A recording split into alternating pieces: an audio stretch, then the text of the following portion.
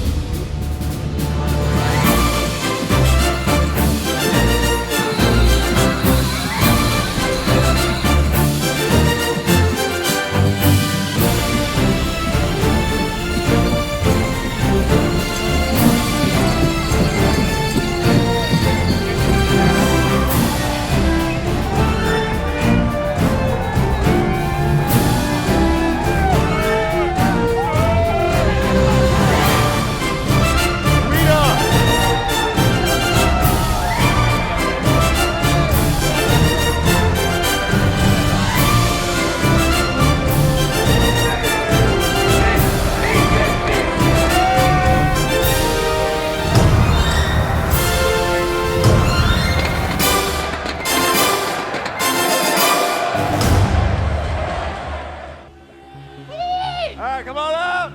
Speed it up, Careful. speed it up, speed it up. Hey guys, Who's excited for Noac? Woo! Here we go. Let's go.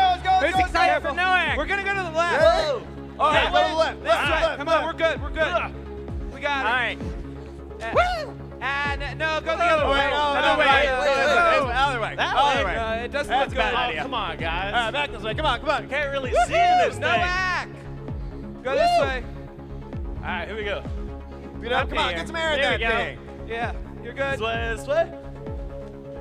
Up the ramp. All right, and up, Let's up, go. up, Here we go. up. Here we go. Stairs. Ready? Yeah. Let's go! Yeah!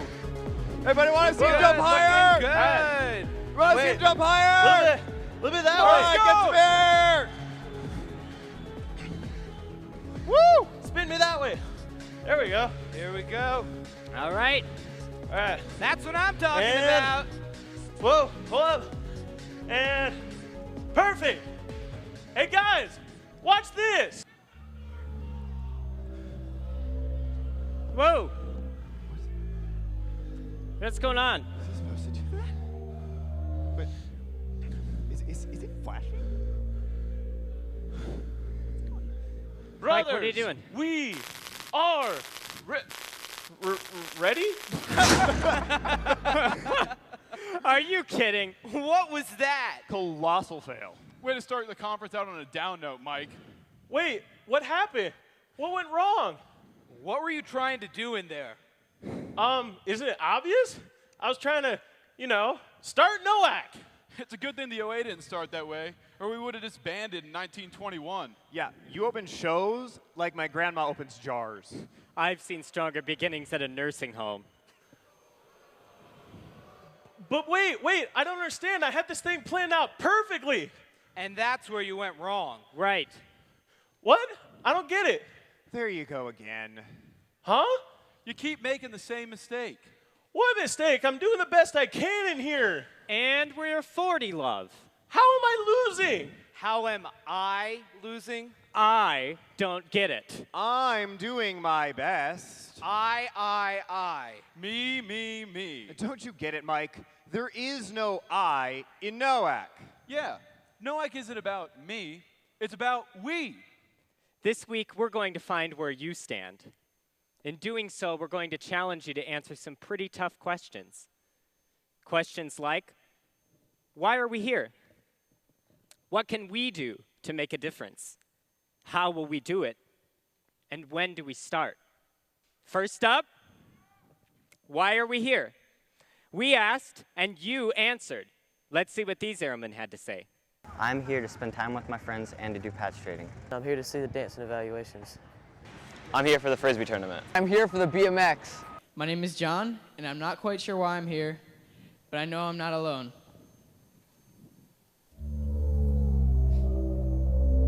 Great job, John.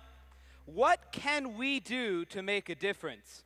I believe I can make a difference by mentoring other people. I think I can make a difference by actively participating in the scouting movement. And I can make a difference by living the Scout oath and law. And I can make a difference by putting my knowledge to good use. My name is Nathan, and I refuse to let the boundaries of my success pull me back. Like Nathan was saying, we can accomplish anything we set our minds to.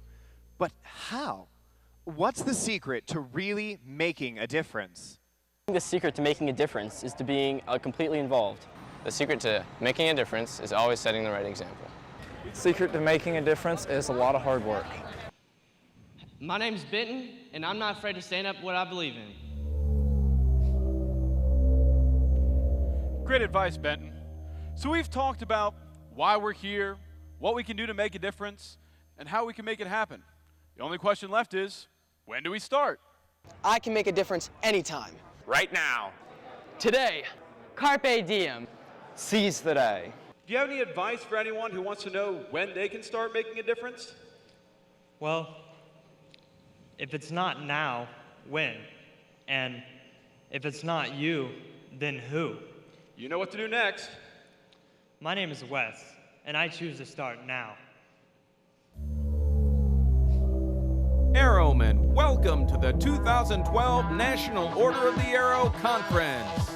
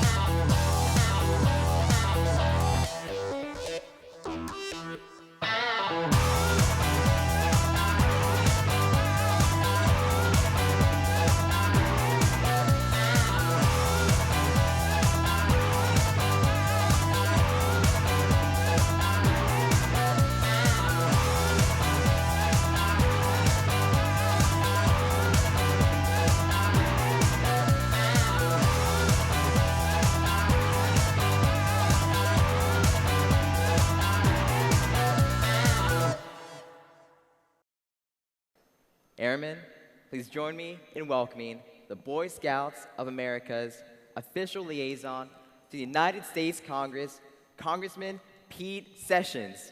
We can tell stories every day about heroism of young men and young women in our country. But what I want you to know tonight is that every single one of you could tell a story about success and hard work and trying to do your very best as scouts.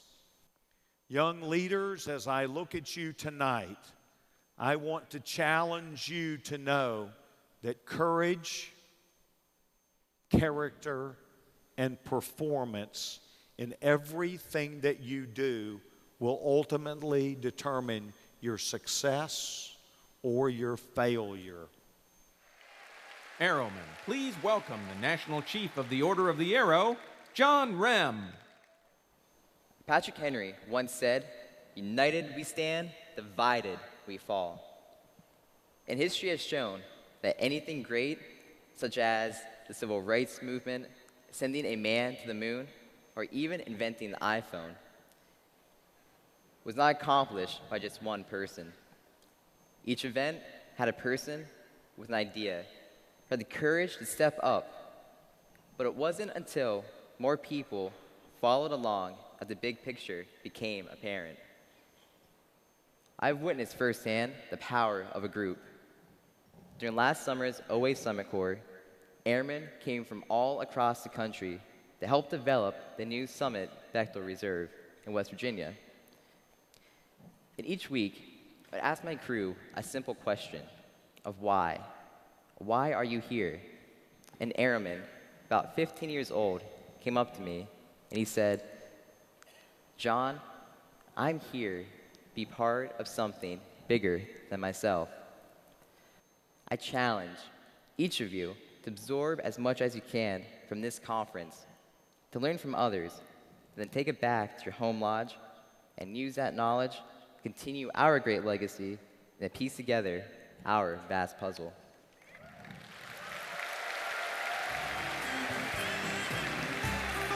No matter who you are, no matter where you come from, no matter why you came here, no matter what you may think.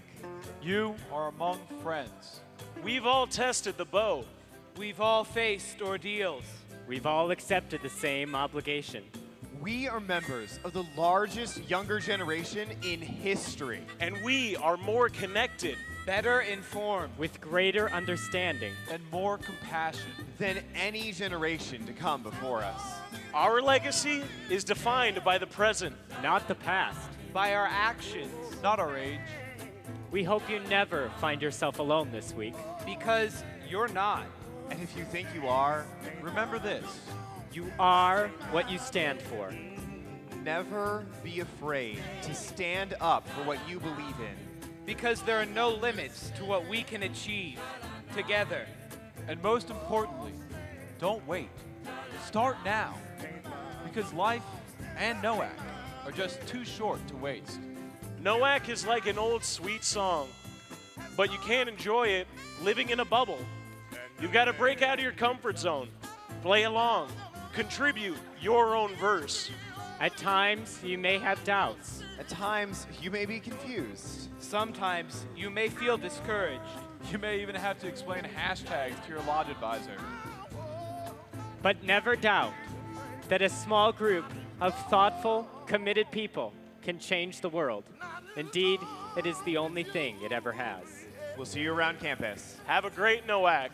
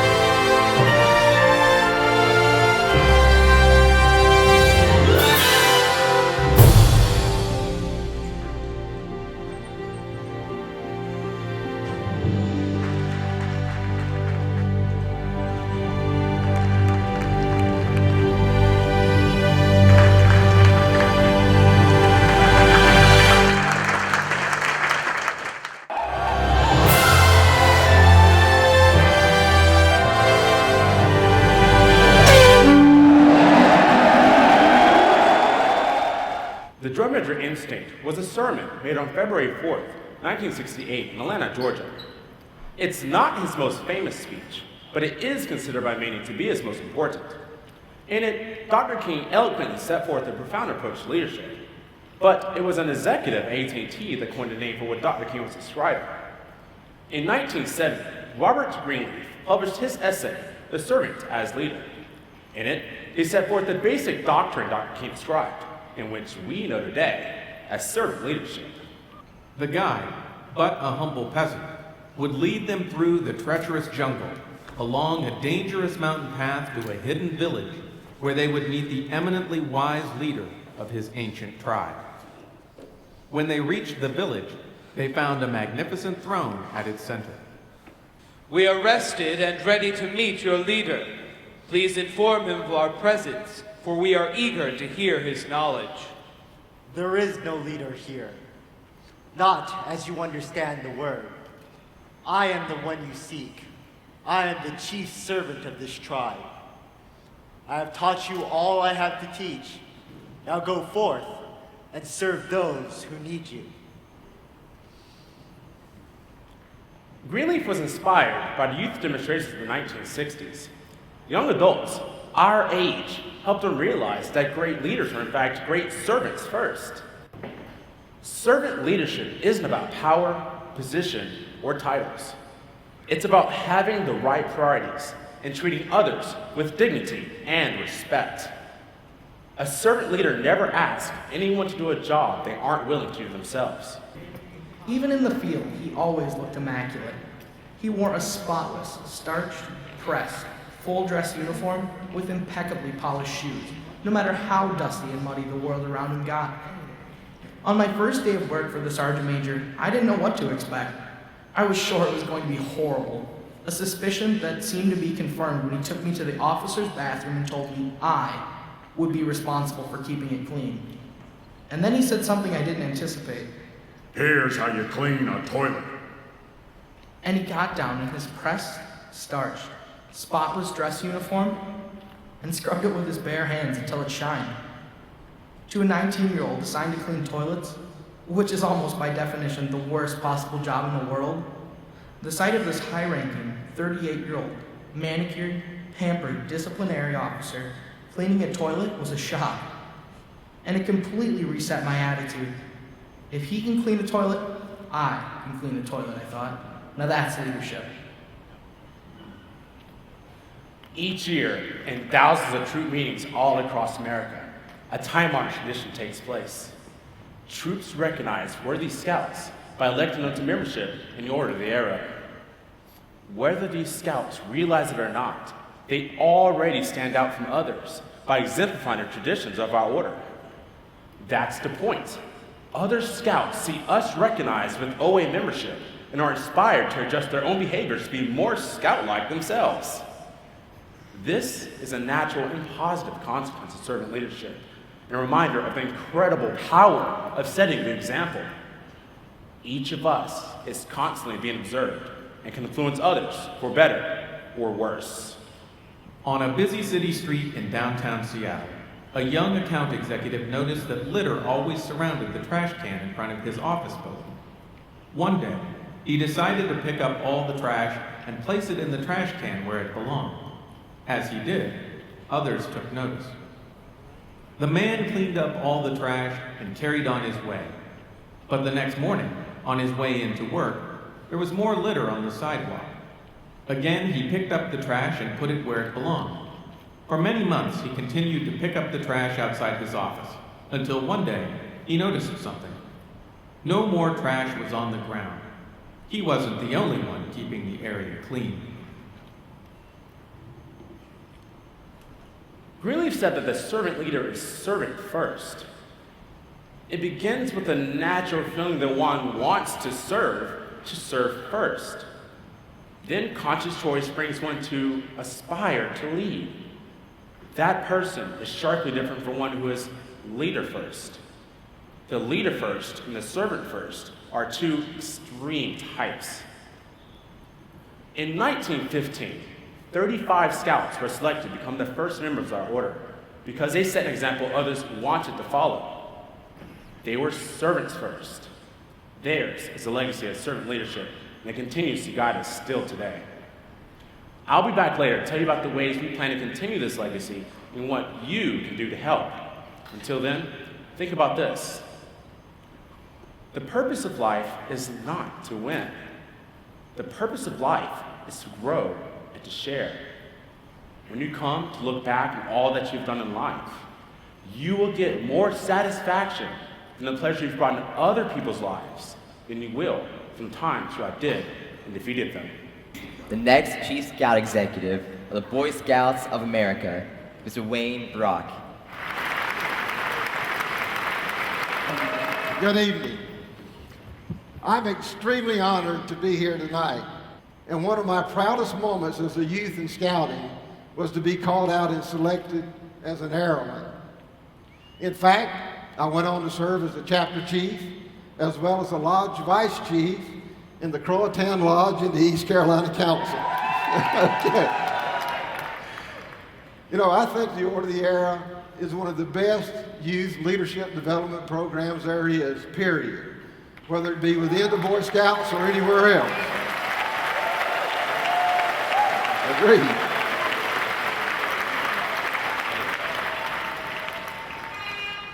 It is no exaggeration when we describe the Order of the Era as Scouting's National Honor Society. Everyone in this arena, by the very nature of your outstanding leadership, dedication to cheerful service, and commitment to the values of the Scout Oath and Law, is why our future as a sustainable movement gets stronger every day. That's why we look to the Order of the Era as the foundation of what we hope to accomplish in our second century of scouting when we talk about on the national board the main thing. And as I look out at the thousands of OA members before me in this arena, I know that you are ready and able to step up and answer that call for leadership. I have personally witnessed many memorable moments of OA service. Your accomplishments speak volumes about the commitment to service that the Order of the Era exemplifies. What you do does make a difference. For 97 years, the Order of the Era has left the legacy of developing leaders, promoting camping, outdoor adventure, environmental stewardship, and providing cheerful service to the communities of our nation. You are critical to scouting's future because of your knowledge, your experience, and the spirit of scouting that you provide to those scouts who follow you. And I know that with the support of everyone in this arena, our next century of scouting will find millions of America's youth continuing to make a difference. I am very, very proud to serve alongside you, and thank you very much for all that you do for scouting. Good night. The servant of all is the greatest of all.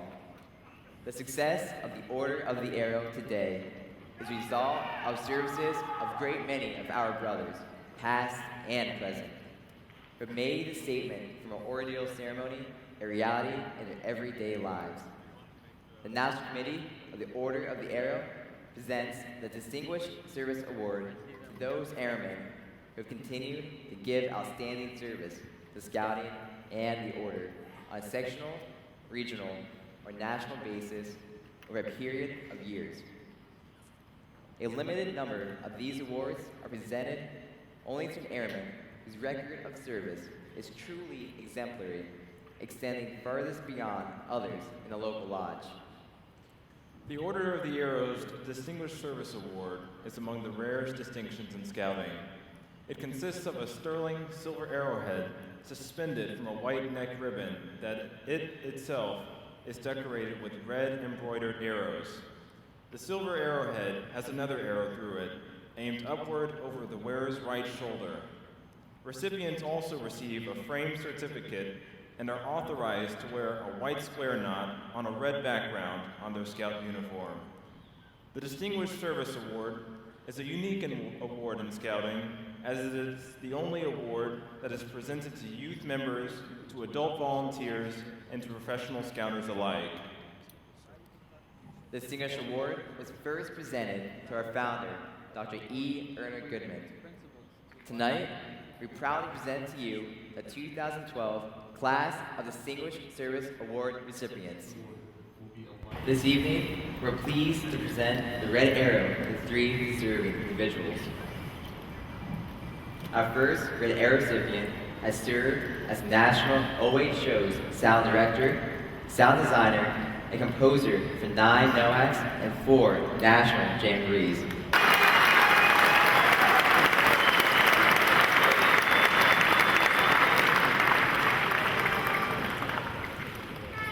Our next recipient has served the Order for more than 2 decades as an invaluable volunteer to the OA National Bulletin staff, an OA National Chief, and the OA National Committee.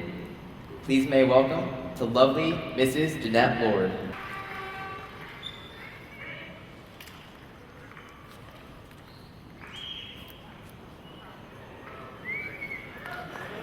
Our next deserving recipient cannot be with us tonight because he's very busy fighting forest fires in Colorado. But we think it appropriate to recognize that Corey Medson from Ely, Minnesota, has served the Order with great distinction as the U.S. Forest Service Liaison to the OA Wilderness Voyage Program for the past 12 years. In many ways, over tens of thousands of days, our Order's legacy has been shaped by Ed's leadership through service. It's a distinguished honor to recognize a distinguished scholar, dedicated servant leader with more than 50 years to our brotherhood. Distinguished guests, ladies and gentlemen, friends of scouting everywhere, please join me in welcoming and thanking Ed Peake.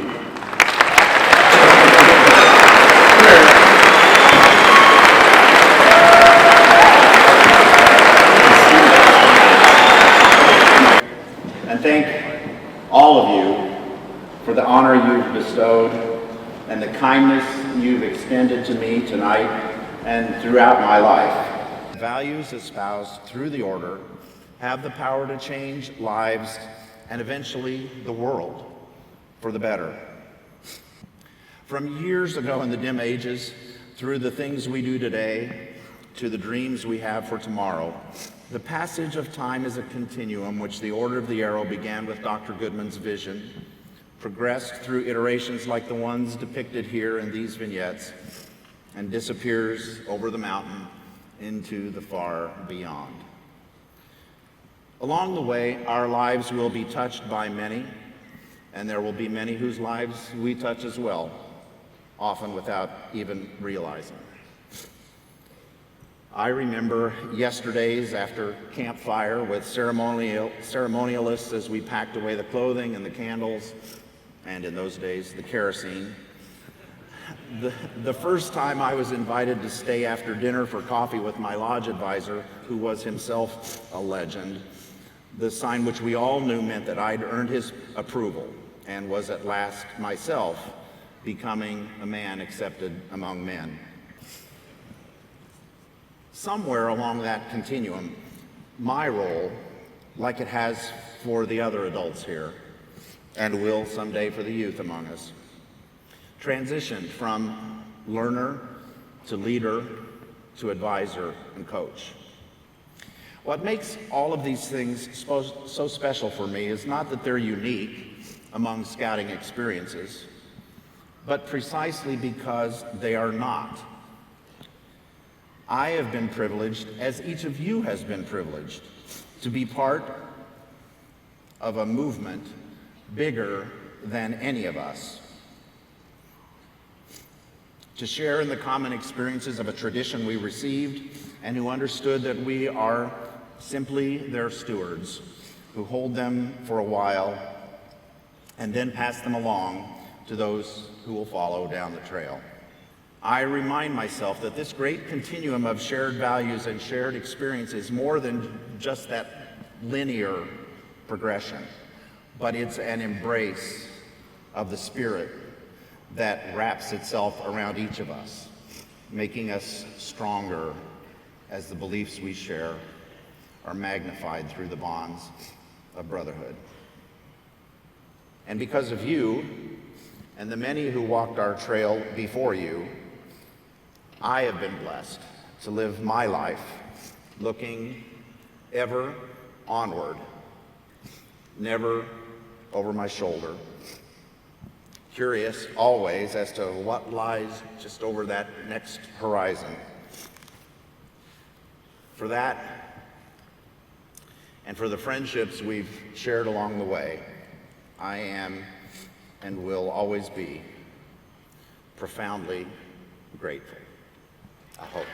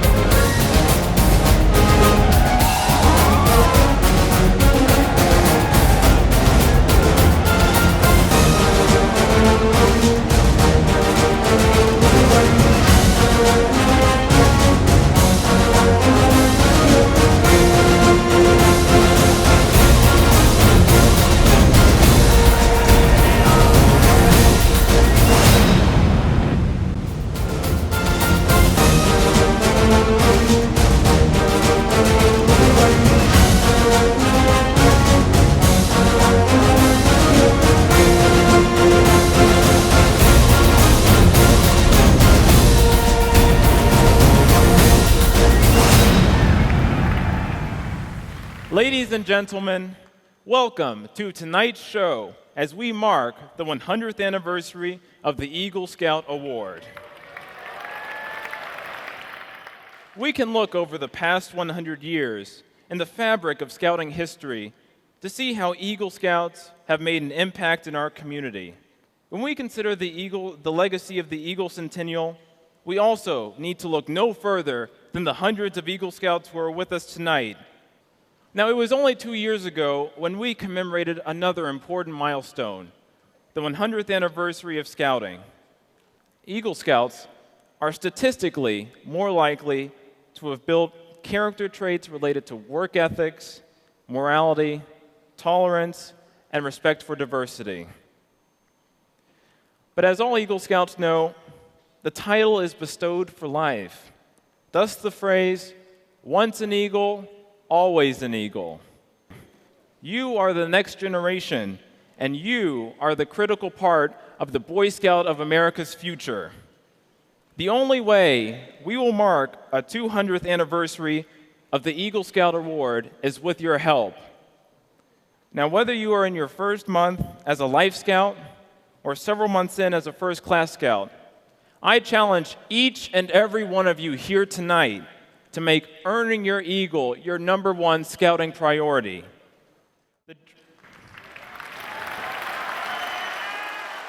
As we leave our conference, let us make sure that the Order's commitment to our youth obtaining the rank of Eagle Scout is one of our lasting legacies. Because truly, united, we will leave a legacy.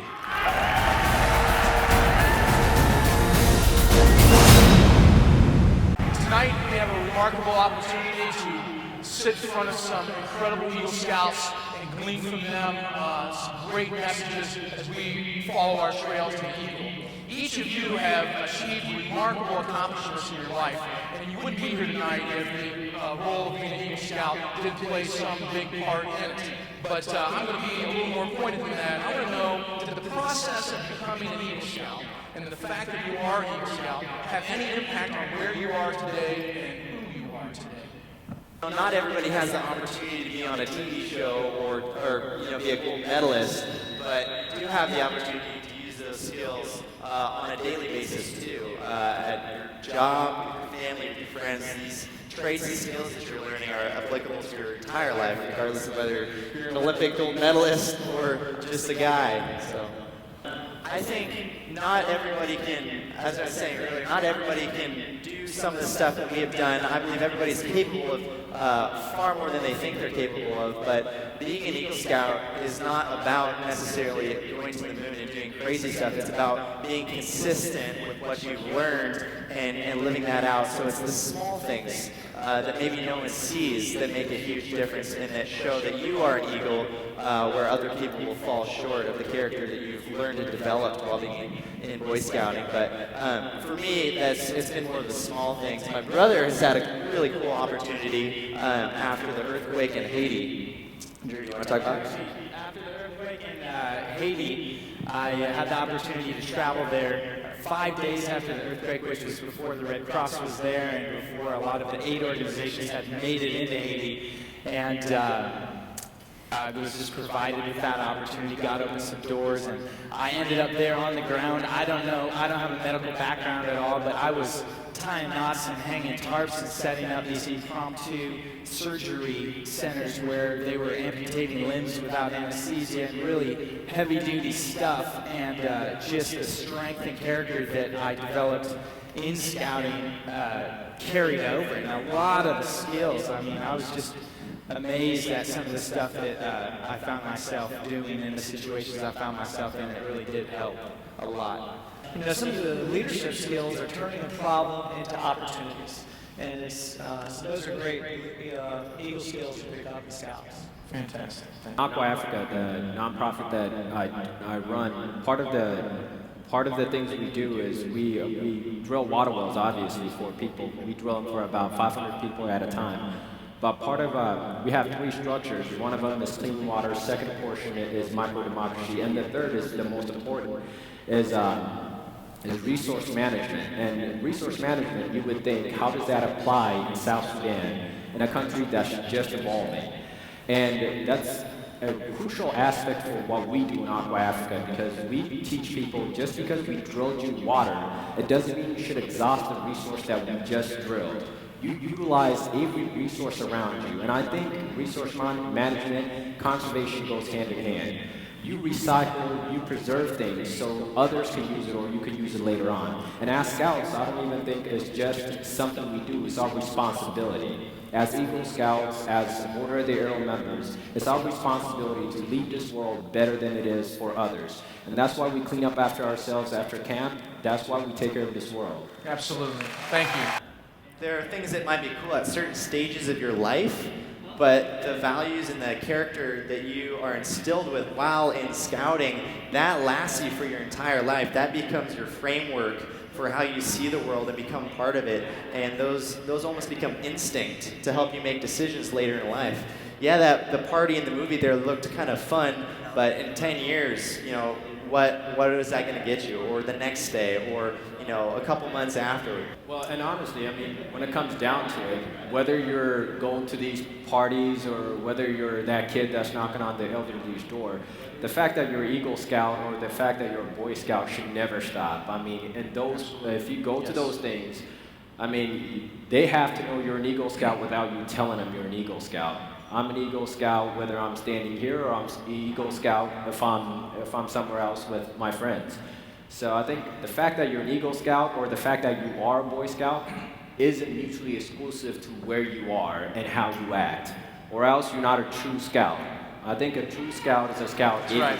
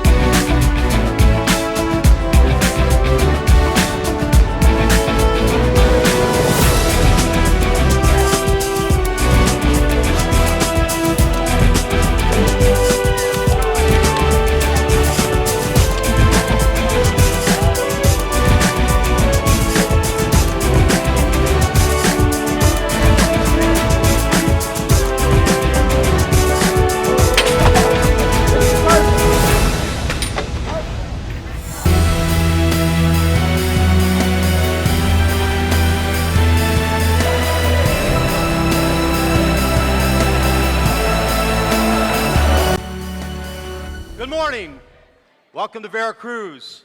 I trust you had a good night's sleep tonight, because today is December 20th. And barring that the world doesn't come crashing down to us tomorrow morning, there's only 5 days between us and the World Cup. Yeah! Woo! Remember, you worked out who's going with who and where. And I'm only going to say this once. Stay with your group and get back to the hotel by curfew. Because if you don't get a good night's sleep and are not on the field by 8 a.m. sharp, don't bother showing up because you won't be a part of this tournament. And that goes for all of you. And one last thing here.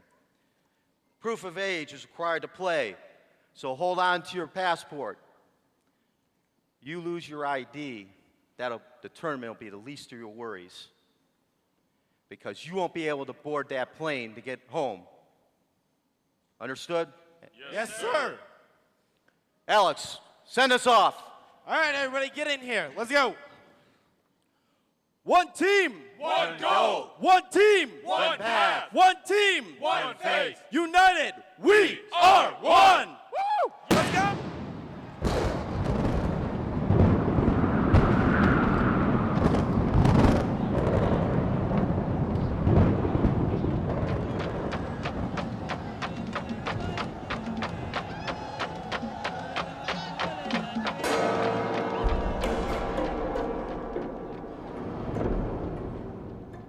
This is a story about people who came to win and the price they paid for victory.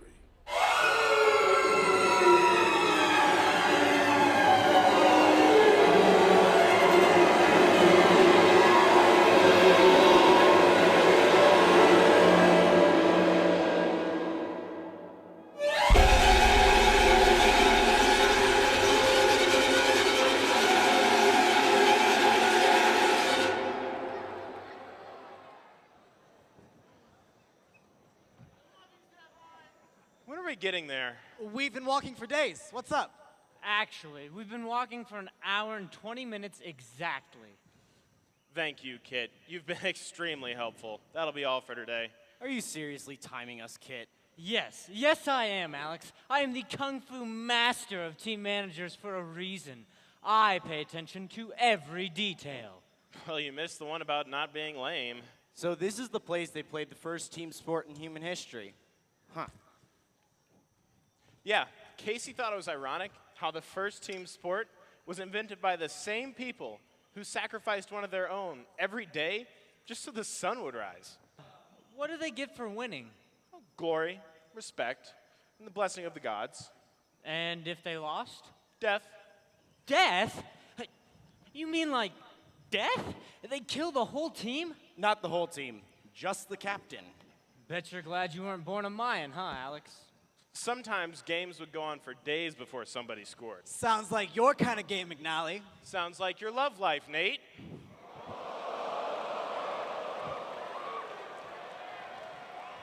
I'm starving. I say we eat. Eat what? Did you pack us all dinner, McNally?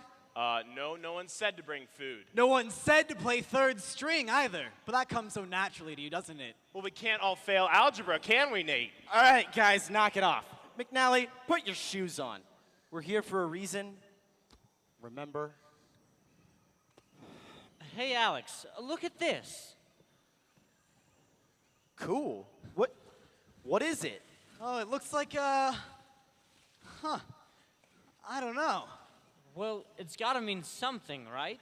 It looks old. They're called ruins for a reason, Nate. Hey, I've seen this one before, actually. Where? Casey's room, on his wall. Yeah, he knew all these symbols. It's that big Mayan calendar thing. Look, this one. This is the one he was always talking about. Here, help me out. Yeah, that's it. Definitely. What is it? It's called Ouroboros. It's a snake eating itself. Hypocrisy with style. Maybe that's why he wanted to see this place so bad. I don't think so. He never mentioned this, just the ball court. He said he wanted to stand where the mother of all team sports began. Some stadium. What are those? They don't look old at all.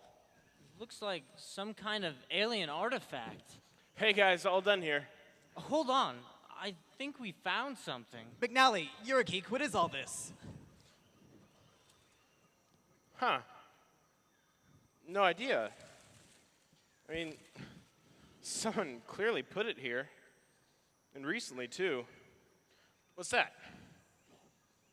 Well, go on. Open it up. Well? It looks like schematics or blueprints or something. Here, let's see. Huh. This one's just a bunch of dates and times and numbers. Oh yeah, it's the sunrise. There's ascension, declination. It looks like a schedule. This is interesting. Check this one out. It's a big face thing like that one. What's that line coming off it for? Maybe someone's gonna try and move it. I don't think so. That thing must weigh more than 50 tons. But look right here in the middle. It's a person. Okay. Okay, Nate, stand in the center of this circle thing. Where? Up here? Exactly. Okay, so here's what I think this means. I think someone is building something.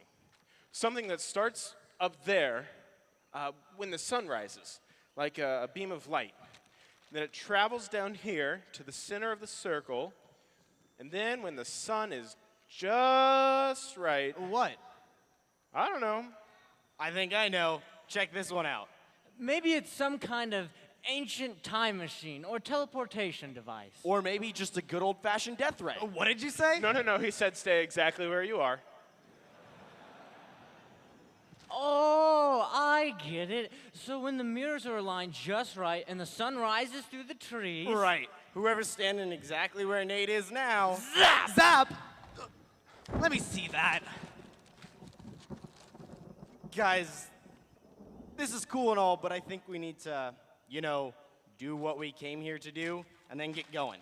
But this could be like a huge discovery. Kit, this stuff is not 1,000 years old. It's made with software. How valuable could it be? We really need to get going. Out of water, remember? He's right. It's not like we're staying till sunrise anyway. Here, this one goes on top. The death ray one goes last. I hate to be the guy that gets to try that thing out. You think it actually works? I doubt it. You need some kind of gigantic lens or one of those laser light filters made out of a rare earth metal like neodymium or samarium would work. Something on that level. But those are not easy to find. Trust me, if it were easy, I'd have my own death ray.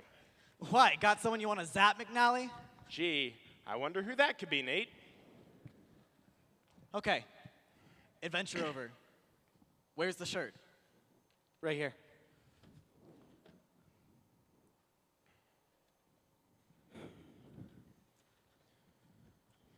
Wait. You're not just going to bury it, are you? I mean, we should say something first, right? Yeah.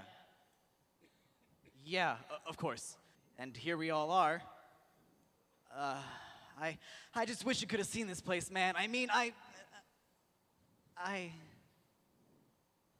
don't know what to say.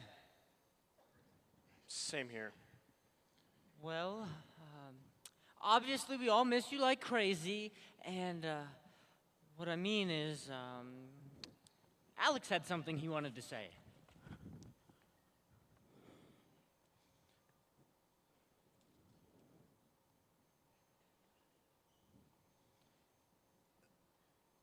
Guys, we left our group and tracked out into the jungle, and we did it all for Casey. I don't know what to say, but we're pretty far out on a limb here, and I don't think there's anything else we can do. Talking about it isn't going to fix anything. We just have to forget about it and move on. What was that? I think it came from over there. Who's there? We don't mean you any harm. We're just leaving. Guys, look! It's a monkey. No way. I gotta see this. Whoa, it looks just like the monkey on Futurama. I don't think he's smiling, man. That's not a coconut, dude. Whoa! That monkey just threw a phone at me. Told you it wasn't a coconut. Whoa, whoa, whoa! That's a coconut. Monkey fight! Oh, come on, I beat Donkey Kong 6 times. Bring it, noob. Is that the best you got? Where did that come from? Where did you come from? This wall looks like it's made out of plywood. I think someone lives here. What is it? Cool, a house thing. It's like Bear Grylls' summer home. Maybe we shouldn't be here. I mean, what if they come back? I don't think anyone's coming back. Well, how can you be so sure? Whoa. There's a note. What does it say? I'm not touching that thing. It says, born 1975. Died searching for the only thing I wanted to find. I am survived by no one, and no one survived me. It's signed Dr. Echo Martin, 7:03 a.m., December 21st, 2012. It's dated for tomorrow? That's kind of odd. You think? Probably just some joke, you know? End of the world and all, right? Hey guys, listen to this. This guy was a big deal. World-renowned archaeologist Dr. Echo Martin and his research team report finding ancient Mayan arrowhead while working on top-secret project deep in the jungles of Oaxaca. Dr. Echo Martin reported missing. This one's dated November 2011. Hey, maybe we should get some pictures of this place before we go. Yeah, that's a good idea. Definitely. I totally want some shots of that big face thing for sure. Hey, that's not yours! Come and take it from me! But you can borrow it for a little while. Phone. No phone! Ah. What's your name? Echo. Echo? Echo? Dr. Echo? Echo's dead, dude. Not yet, dude. Ugh. Well, are you going to stay on the storm or are you going to come inside? Yeah, right. I think I'll stay out here. Why? Because, and I mean this in the most respectful possible way, but you kind of come across as a knife-wielding maniac, sir, or a doctor. Echo, and he's the one with the knife. No! No! What will you sacrifice for shelter? What? Come on, man. Can't we talk about this from inside? No, tell me now. What more do you want? Shoes. I want shoes. Shoes for Echo. Now, didn't Tom send you a pair? Shoes! Fine! Here, take mine! More shoes!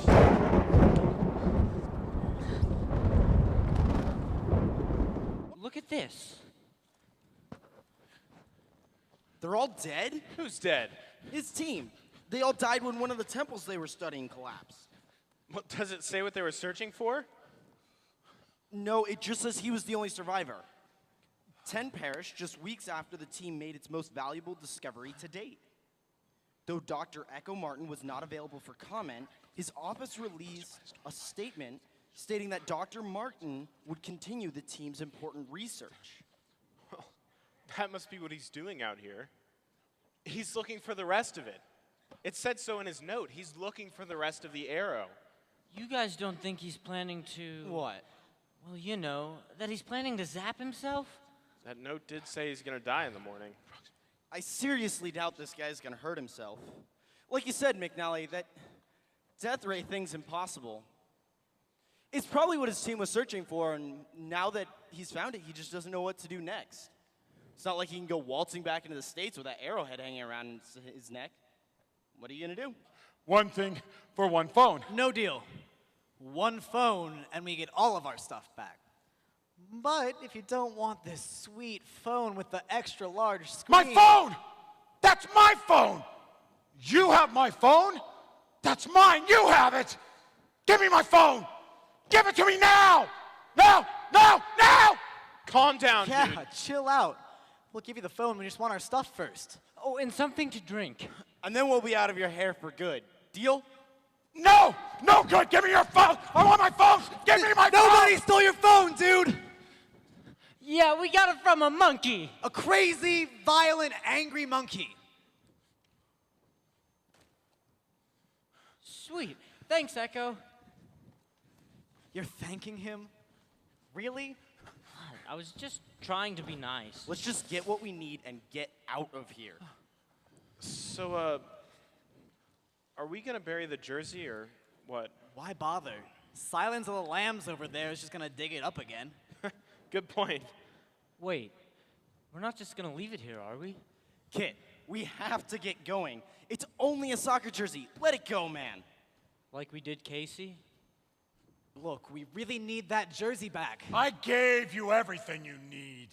Food, shelter, water, even the shoes on your feet. What will you sacrifice for it? Look, Echo, I know you don't mean any harm, but we just really need to get back Everything! I'd sacrifice everything to get it back. That's an awful lot for some old shirt. It's not just some old shirt. Not just some old arrowhead. Listen, this guy Echo, he's like an echo, you know? It's like the whole Casey thing all over again. I can't make the same mistake twice. Casey wasn't your fault, man. I knew he was having problems. I said nothing. I did nothing. Neither did I. Neither did any of us. It wasn't our fault. He's right. When he got cut, I knew. I could see it all coming. Why didn't you say something? What would we have said? I don't know. I mean, he was my friend. I wanted to hang out and have fun, not get in a fight and make him mad. He was being so intense. I didn't want to ruin our friendship. Yeah, if I had said anything, he would have probably stopped talking to me. If I said anything, he would have just told me to mind my own business. Knowing what I know now, I would have gladly sacrificed my friendship with Casey. If he never spoke to me again, that'd be a burden I'd be willing to bear, and cheerfully, just so long as things could have been different. If Coach O would have fired me for speaking out, I would have gladly paid that price, knowing what I know now. That's awesome. So, why did you call us all losers? Huh? Losers.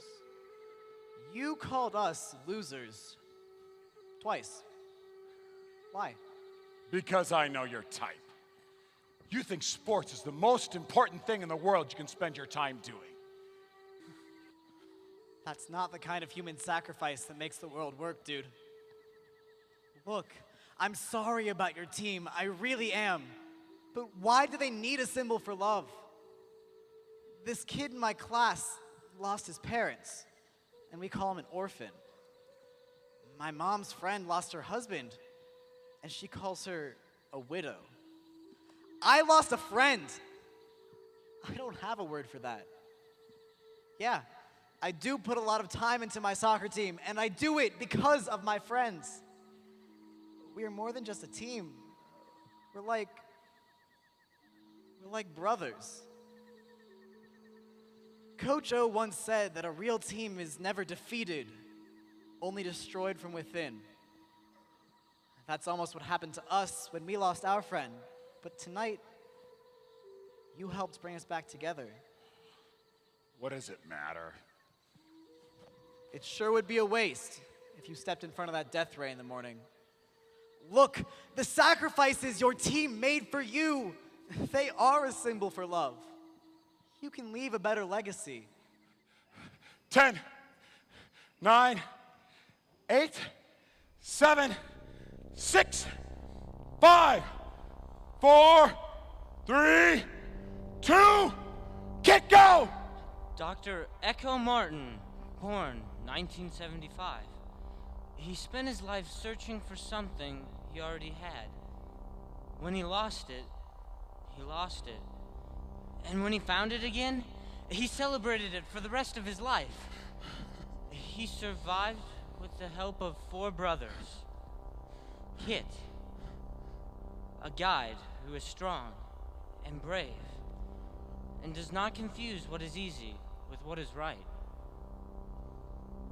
McNally, who is kind and caring and smart, and sometimes cuts people with his wit, so he can heal them with his wisdom and humor and talent for retelling stories that need to be remembered.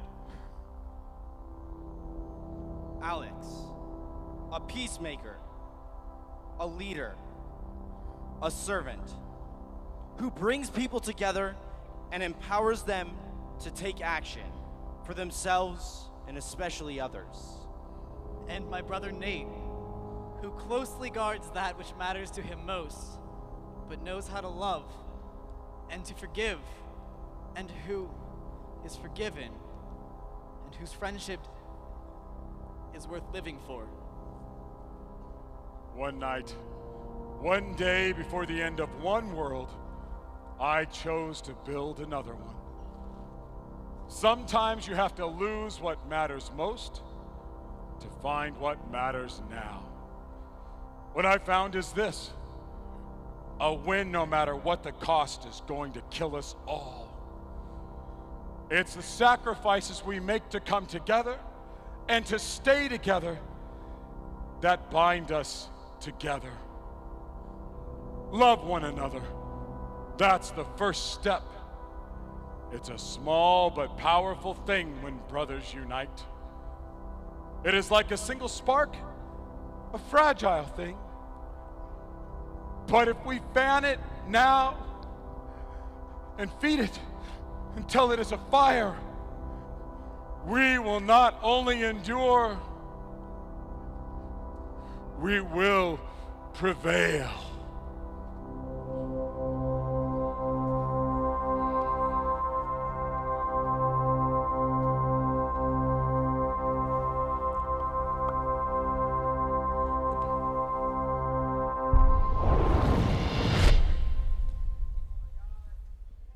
The power of love unites us and makes a legacy. Thank you for coming to 2012 National Order of the Arrow Conference. Please stand for singing the song of our order. Firm bound in brotherhood.